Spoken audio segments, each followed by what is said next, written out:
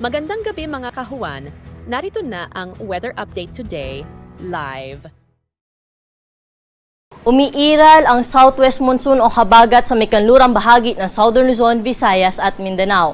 Ngayong gabi, ito yung magdadala ng mga kalat-kalat na mga pag-ulan, mga pagkidlat at pagkulog, lalo na po dito sa bahagi ng Occidental Mindoro, Palawan, Western Visayas at sa Negros Island region.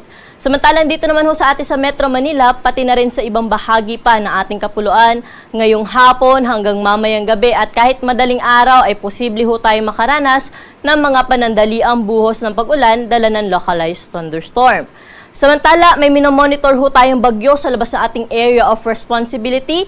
Ito ay si Severe Tropical Storm na may international name na Shanshan. Kung makikita natin dito sa ating satellite imagery, ay malayo ho ito sa ating Philippine landmass, kaya wala itong direct na epekto sa anumang bahagi ng ating bansa.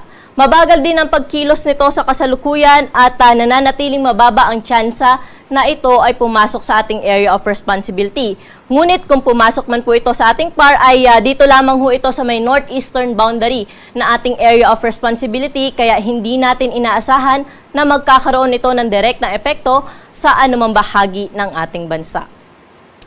At para po sa magiging lagay na ating panahon bukas, dahil pa rin sa southwest monsoon o habagat, ang bahagi ng Occidental Mindoro pati na rin ang Palawan ay makakaranas na maghapong makulimlim na panahon na may mga kalat-kalat na mga mahina hanggang sa tamtaman, kung minsan ay may malakas na bugso ng pag-ulan. Kaya doble ingat po sa ating mga kababayan dyan. Samantalang dito sa atin sa Metro Manila, pati na rin sa ibang bahagi pa ng Luzon, magpapatuloy naman yung ating naranasan na maaliwalas na panahon, lalo na sa umaga hanggang tanghali. Pero pagsapit ng hapon at gabi, ating bantayan itong mga panandaliang buhos ng pag-ulan, dala ng localized thunderstorm. Kaya sa mga lalabas ng tahanan po bukas, huwag kalimutang magdala ng payong dahil mataas ang tsansa ng mga pag-ulan sa hapon at sa gabi. Temperatura natin bukas dito sa Metro Manila ay 25 to 34 degrees Celsius. Sa mga pupunta naman sa Tagaytay ay 23 hanggang 32 degrees Celsius. Sa may Baguio City, 17 hanggang 25 degrees ang agwat ng temperatura, 26 to 32 degrees sa bahagi ng Lawag, at sa may Tugigaraw, mainit pa rin, aabot sa 35 degrees ang pinakamataas na temperatura. At sa Legazpi City, 33 degrees Celsius naman ang maximum temperature. Dumako naman po tayo sa Puerto Princesa at Kalayaan Islands na kung saan sa may Puerto Princesa, 26 to 31 degrees ang agwat ng temperatura bukas, aabot naman sa 32 degrees ang maximum temperature sa bahagi ng Kalayaan Islands. Dahil nga sa habagat dito po sa bahagi ng Western Visayas at Negros Island region, maulap ang kalangitan bukas at may mga mahihina hanggang sa katamtaman na mga pag-ulan. Pero sa bahagi po ng Central, pati na rin sa may Eastern Visayas, ay generally magiging maaliwalas po ang panahon dyan at mga thunderstorms lamang inaasahan natin sa hapon at sa gabi.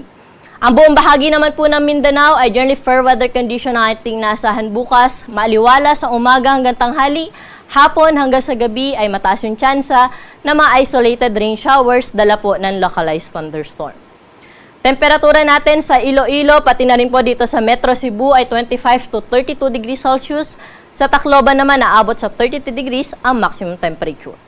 Dumako naman ho tayo sa temperatura dito sa may Cagayan de Oro na kung saan 26 hanggang 32 degrees ang agwat ng temperatura. Zamboanga, 32 degrees din ang pinakamataas sa temperatura. Mainit naman sa Metro Davao, aabot sa 34 degrees Celsius ang maximum temperature. Sa mga kababayan naman ho natin na maglalayag, magandang balita dahil wala pa rin ho tayong nakataas na gale warning sa anumang baybayin na ating karagatan at magiging banayad hanggang sa katamtaman lamang ang mga pag-alon. Ang araw po natin dito sa Kamaynilaan ay lulubog sa 6:40 ng gabi at muli po itong sisikat bukas ng 5:43 ng umaga.